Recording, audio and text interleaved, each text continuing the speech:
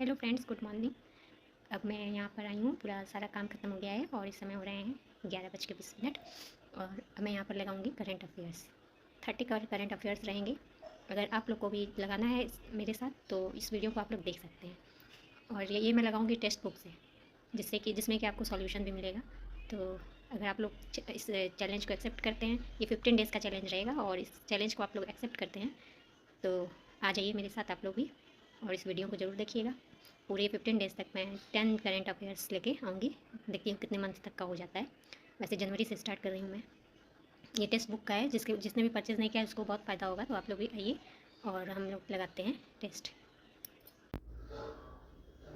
ये देखिए पहला क्वेश्चन है, आप लोग पढ़िए और देखिए आप लोग के कितने सही हो रहे हैं। इसके बाद आप लोग ये डिटेल भी पढ़ लीजिएगा। देखिए मुख्य बिंदु दिया है, इसके बाद अतिरिक्त जानकारी दी है। राष्ट्रीय समुद्र प्रौद्योगिकी संस्थान के बारे में ये बताएं। अंडमान और निकोबार प्रशासन, फिनफिश पालन, समुद्री शैवाल की खेती, सबके बारे में यहाँ डिटेल दिया गया है। आप लोग भी इस तरह पढ़िए। तो ये पहला क्वेश्चन हो गया है। इसके बारे में देखिए एक क्वेश्चन से कितने सारे हम लोग को डिटेल मिल जा रहे हैं। ये बातें मुझे टेक्स्ट बुक की बहुत अच्छी लगती हैं। देखिए दूसरा क्वेश्चन है कि अंतर्राष्ट्रीय प्रदर्शन नरेंद्र मोदी ने भगवान बुद्ध से संबंधित जो पवित्र स्थान था कहाँ किया था। तो इसका देखिए सिद्धार्थ नगर में किया था। पिपरावा पुरातात्विक स्थल क्या है ये बताया गया है। पिपरावा उत्तर प्रदेश के सिद्धार्थ नगर जिले में स्थित है। यह स्थल भगवान बुद्ध के अवशेषों से घनिष्ठ रूप से जुड़ा है। पिपरावा से प्राप्त पुरातात्विक अवबोध मिले हैं। देखिए प्रदर्शनी उद्देश्य है। इसके बाद देखिए तीसरा क्वेश्चन है, भारतीय विशिष्ट पहचान प्राधिकरण द्वारा आधार सेवाओं का सार्वजनिक शुभारंभ शुभंकर निवासी उन्मुख संचार साथी के रूप में कहाँ लॉन्च किया गया है। आरव से बोला गया है आरव। तो UID जो लॉन्च किए गए आधार शुभंकर का नाम है उदय, और उदय आधार से संबंधित सेवा के लिए मैत्रीपूर्ण संचारी साथी के रूप में कार्य करेगा। इसके बाद ये देख लीजिए आधार शुभंकर पहल। आप लोग पॉज करके इसका डिटेल पढ़ते चलिए। इसके अतिरिक्त जानकारी मिलेगी। देखिए भारतीय विशिष्ट पहचान प्राधिकरण क्या है ये भी है, इसका महत्व क्या है ये भी बताया गया है। इस तरह पॉज करके आप लोग भी पढ़ते चलिए। मैं यहाँ टिक लगा चुकी हूँ इसलिए मैं खाली आप लोग को दिखा रही हूँ। अनामलाई टाइगर रिजर्व में अखिल भारतीय बाघ आकलन देखिए कहाँ है। जनगणना के लिए STIPC मोबाइल एप्लीकेशन का उपयोग करेगा। ये अनामलाई टाइगर रिजर्व में बाघों की जनगणना उपयोग किया जाता है। इसके लिए देखिए ये जनगणना अखिल भारतीय बाघ आकलन सर्वेक्षण 2026 का हिस्सा है। इसके बाद अतिरिक्त जानकारी के बारे में आपका दिया गया, इसे आप लोग पॉज करके पढ़ लीजिए। देखिए इसके बाद किस मंत्रालय ने अपनी पहचान को आधुनिक बनाने के लिए शुभंकर सांख्यिकी लॉन्च किया है। तो सांख्यिकी और कार्यक्रम कार्यान्वयन मंत्रालय ने इसका राइट आंसर होगा। मेरे तो इधर बहुत गलत हुए हैं। आप लोग भी अपने नीचे कमेंट में बताइएगा कि आप लोग के भी कितने सही हुए हैं।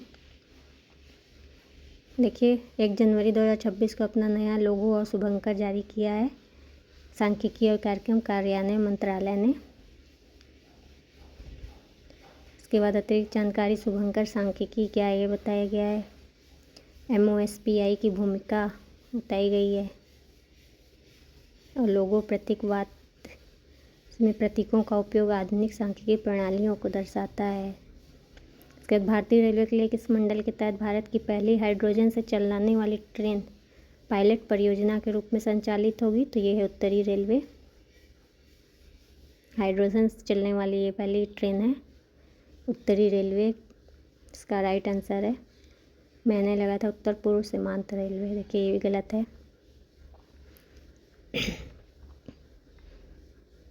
ये चलेगी हरियाणा में जिंद सोनीपत मार्ग पर। तो ये रेलवे परियोजना की भूमिका क्या होती है ये पढ़ लीजिए। इसमें स्वच्छ ईंधन व्यवहार का प्रदर्शन होता है। इसके बाद अतिरिक्त जानकारी में आपको दिया गया हाइड्रोजन ट्रेन परियोजना और जिंद में हाइड्रोजन संयंत्र क्या है। उसकी क्षमता क्या होती है। इसके बाद किन दो 7वां क्वेश्चन है कि किन दो संस्थानों ने रायसीना साइंस डिप्लोमेसी 2026 लॉन्च करने के लिए साझेदारी की घोषणा की है। तो प्रधान वैज्ञानिक सलाहकार का कार्यालय और ऑब्जर्वर रिसर्च फाउंडेशन।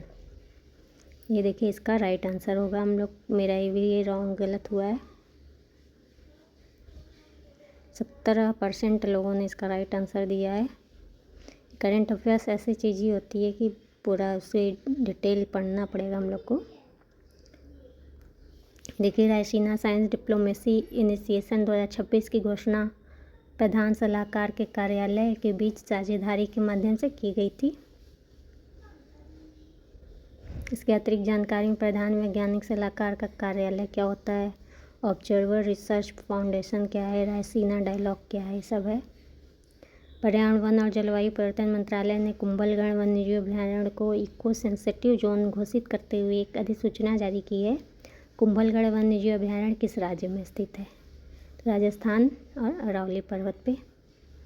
ये देखिए पर्यावरण में वन और जलवायु परिवर्तन मंत्रालय ने राजस्थान के अरावली रेंज में स्थित कुंभलगढ़ वन्यजीव अभयारण्य को इको सेंसिटिव जोन बताया है। देखिए अरावली रेंज भारत की सबसे पुरानी पर्वत श्रृंखलाओं में से एक है जो राजस्थान और आसपास के राज्यों में फैली है। इसमें आपको जीके जीएस भी मिल जाएगा। कुंभलगढ़ वन राज्य के बारे में भी लिया गया है। सतत शहरी नियोजन और प्रभावी आवास योजनाओं के कारण कौन सा ये देश है? तो सूरत भारत का पहला झुग्गी मुक्त शहर बनने की राह पर है। सूरत है ये झुग्गी मुक्त शहर बनने की राह पर ही अग्रसर है।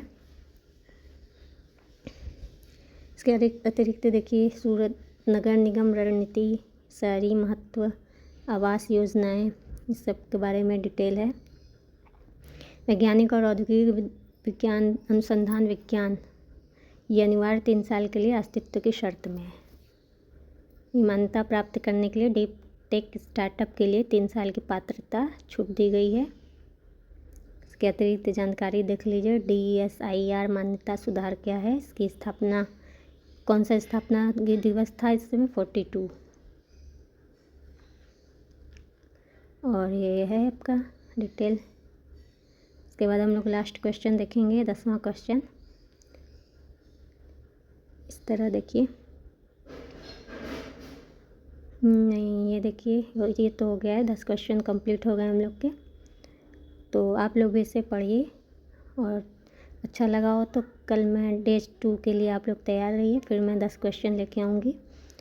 और जिसने टेक्स्ट बुक नहीं लिया उसके लिए बहुत ही अच्छी बात है कि मैं इसे आप लोग को डेली 15 डेज़ का चैलेंज पहले ली, उसके बाद मैं इसे आगे भी बढ़ाऊँगी। तो ये 10 क्वेश्चन आप लोग के कितने सही हुए हैं नीचे कमेंट में ज़रूर बताइएगा।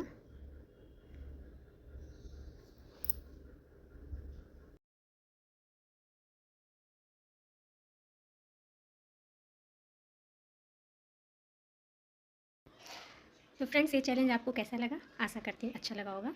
और आप लोग के कितने मार्क्स बने हैं ये भी बताइएगा। इसी तरह हम लोग को धीरे धीरे कोशिश करते रहना है और जब तक कि नोटिफिकेशन नहीं आ जाता है इस तरह हम लोग जीके जीएस करंट अफेयर्स वगैरह पढ़ सकते हैं। तो मिलते हैं नेक्स्ट कल दूसरे डेज में। और आप लोग अपना नंबर ज़रूर कमेंट में बताइएगा। Okay bye.